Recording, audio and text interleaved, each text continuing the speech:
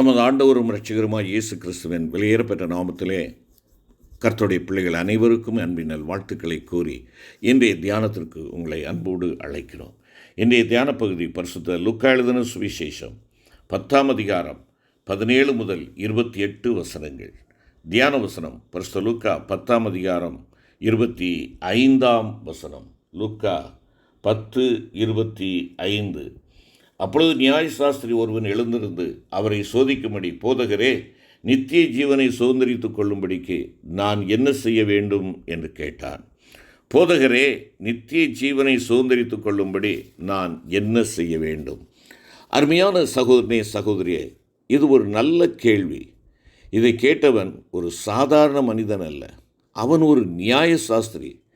நியாயப்பிரமாணங்களை கற்று அறிந்தவன், அறிவு படைத்தவன், நியாயப்பிரமாணத்தை கை கொண்டவன், நிச்சயமாக தான் நித்திய ஜீவனுக்குள் பிரவேசிப்பேன் என்ற நம்பிக்கையுடையவனாக இருந்தவன். ஆனால் அவன் ஆண்டவராய் இயேசு கிறிஸ்துவிடத்திலே வந்தபொழுது அவனுடைய நோக்கம் வித்தியாசமாக இருந்தது. வித்தியாசமான நோக்கத்தோடு அவன் ஆண்டவரிடத்திலே வருகிறான்.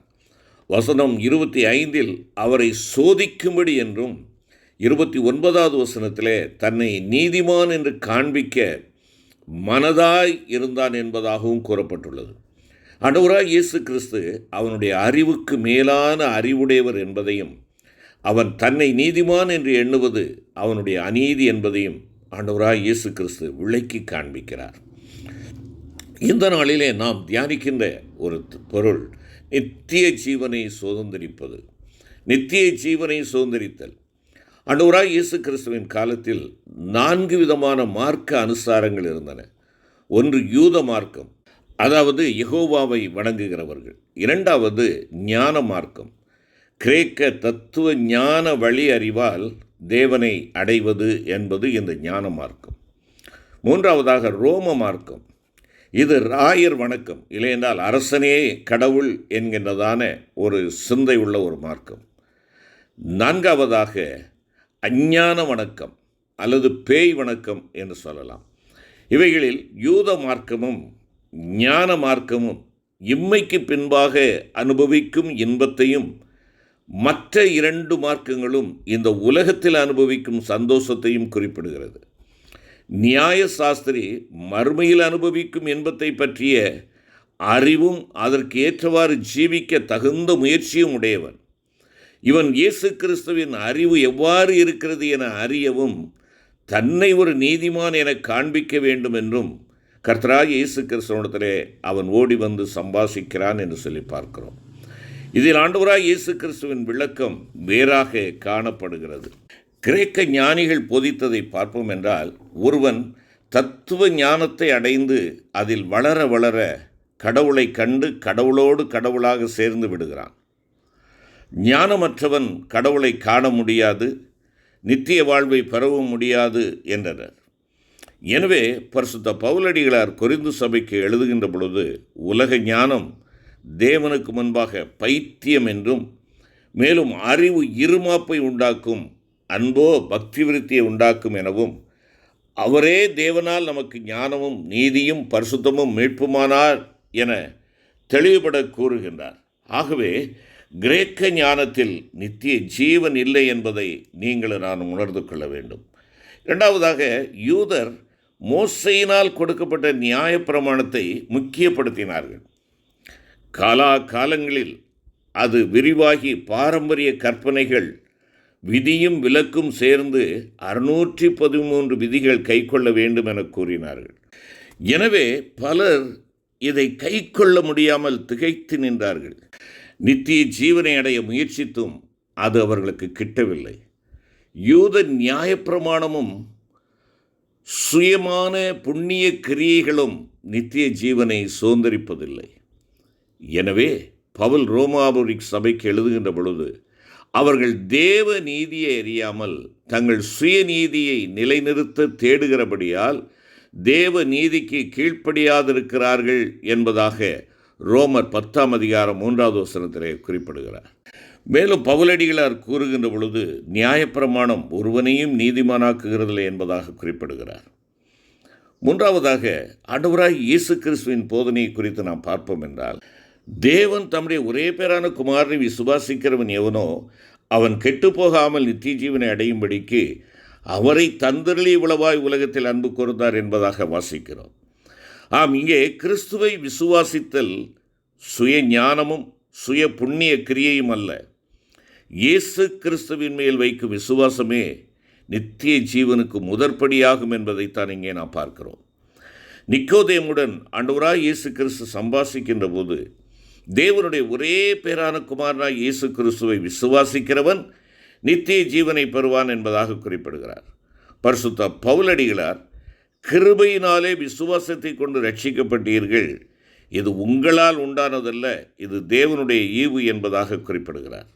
அருமையான கர்த்தருடைய பிள்ளைகளே, ஆகையினாலே ஆண்டவராய் இயேசு கிறிஸ்துவின் போதனையை நாம் பார்க்கின்ற பொழுது இந்த நித்திய ஜீவனை கிறிஸ்துவை விசுவாசிப்பதால் பெற்றுக்கொள்கிறோம் என்பதை முதலாவது நாம் அறிந்து கொள்ள வேண்டும்.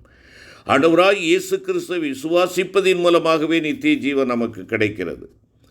இரண்டாவதாக மறுபிறப்பு. பரிசுத்த யோவான் 3:3 நாம் பார்க்கின்ற பொழுது, மறுபடியும் பிறவாவிட்டால் தேவனுடைய ராஜ்யத்தை காண மாட்டான் என்று மெய்யாகவே உனக்கு சொல்லுகிறேன் என்பதாக ஆண்டவர் அங்கே குறிப்பிடுகிறார். ஆம், இங்கே புதிய ஜீவியத்தில் பிரவேசிப்பது அல்லது மறுபிறப்பு அடைவது என்பதை தேவனை விசுவாசிப்பதின் மூலமாக நாம் பெற்றுக்கொள்கிறோம். நிக்கோதேமுடன் இயேசு கிறிஸ்துவின் சம்பாஷணை இதை தெளிவுபட உங்களுக்கும் எனக்கும் விளக்குகிறது அல்லவா? இது பரிசுத்த ஆவியினால் உண்டாகிறது. பரிசுத்த பவுல், கிறிஸ்து உங்களில் உருவாக வேண்டும் என்றும் உங்கள் மனம் புதிதாகிறதுனாலே மறுரூபமாங்கள் எனவும் கூறும் சொற்றொடர்கள் மறுபிறப்பையே நமக்கு அழுத்தமாக கூறுகிறது. நாம் கற்றுக்கொள்ளக்கூடிய ஒரு காரியம் நம்முடைய சுய கிரியா பிரமாணத்தில் அல்ல, ஆண்டவராய் இயேசு கிறிஸ்துவின் கட்டளையாகிய அன்பின் பிரமாணத்தை கைக்கொள்ளுகிறவன் நித்திய ஜீவனை அடைவான் என்பதைத்தான் பார்க்கிறோம். இது அன்பின் பிரமாணம். இன்றைய வேத பகுதி நமக்கு காட்டுகிறது அதுதான். ஆண்டவராய் இயேசு கிறிஸ்து நியாயசாஸ்திரிக்கு போதித்த விளக்கமும் இதுதான். அருமையான கர்த்தருடைய பிள்ளைகளே, அன்பின் பிரமாணம் கிரியை செய்ய முடியாத கிரியா பிரமாணம் அல்லது கிரியை செய்ய இயலாத நியாய பிரமாணம் அல்ல.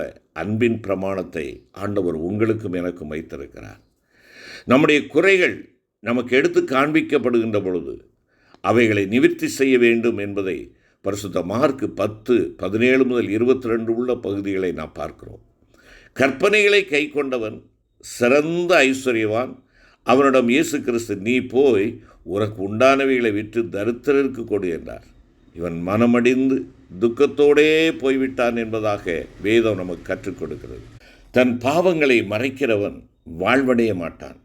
அவைகளை அறிக்கை செய்து விட்டு விடுகிறவனோ இரக்கம் பெறுவான். அறிக்கை செய்கிறவன் மாத்திரமல்ல, இன்று நாம் அநேக நேரங்களிலே இந்த முதல் பகுதியை நாம் பற்றி கொள்கிறோம். அறிக்கை செய்கிறோம், ஆண்டவரே நான் பாவி, நான் இந்த பாவம் செய்து விட்டேன், அந்த பாவம் செய்து விட்டேன் என்று சொல்லி ஆண்டவரிடத்தில் கண்ணீரோடு கெஞ்சுகிறோம், கதறுகிறோம், அறிக்கை செய்கிறோம். ஆனால் விட்டு விடுகிறது இல்லை. மறுபடியும் நாம் அதே காரியத்திலே நம்மை ஈடுபடுத்தி கொண்டவர்களாக இருப்போம் என்றால், அருமையான கர்த்தருடைய பிள்ளைகளே, தேவன் எச்சரிக்கிறார் நம்மை. நாம் ஆண்டவருடைய நித்திய ஜீவனை சுதந்திரித்து கொள்ள முடியாது. பாவத்தை அறிக்கை செய்வது மாத்திரமல்ல, அவைகளை விட்டு விலகுகிறவர்களாக, அது நிமித்தமாக இரக்கம் பெறுகிறவர்களாக நாம் காணப்பட வேண்டும். அடுத்தபடியாக நாம் பார்க்கின்ற பொழுது தேவனுடைய சித்தத்திற்கு நம்மை ஒப்புக் கொடுக்க வேண்டும். மலை பிரசங்கத்தில் ஆண்டவராய் இயேசு கிறிஸ்து தெளிவுபட கூறுகிறார். மத்தேயு 7:21, பரலோகத்தில் இருக்கிற என் பிதாவின் சித்தத்தின்படி செய்கிறவனே பரலோக ராஜ்யத்தில் பிரவேசிப்பான் என்பதாக குறிப்பிடுகிறார். ஆண்டவராய் இயேசு கிறிஸ்து தம்மை முற்றும் பிதாவினுடைய சித்தத்திற்கு ஒப்புக் கொடுத்தார் அல்லவா? நாம் தேவனுடைய சித்தத்திற்கு முழுவதுமாய் ஒப்புவித்து ஜீவிக்கிறோமா? அருமையான கர்த்தருடைய பிள்ளையை சற்று யோசித்து பார்ப்போம். என்னுடைய ஆவிக்குரிய நிலை எப்படிப்பட்டதாக இருக்கிறது?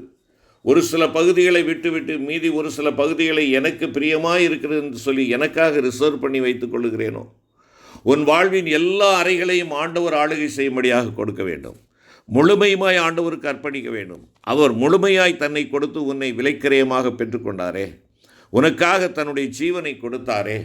அருமையான கர்த்தருடைய பிள்ளை, இன்று உன் வாழ்வின் ஒவ்வொரு பகுதிகளும் உன் ஆண்டவருக்கென்று பிரதிஷ்டை பண்ணப்பட்டதாக, உன் ஆண்டவர் தங்கி வாசம் பண்ணுகிறதாக, உன் ஆண்டவர் விரும்பி சந்திக்கின்ற ஒரு இடமாக காணப்படுகிறதா? நாம் சற்று யோசித்து பார்க்க அழைக்கப்படுகிறோம்.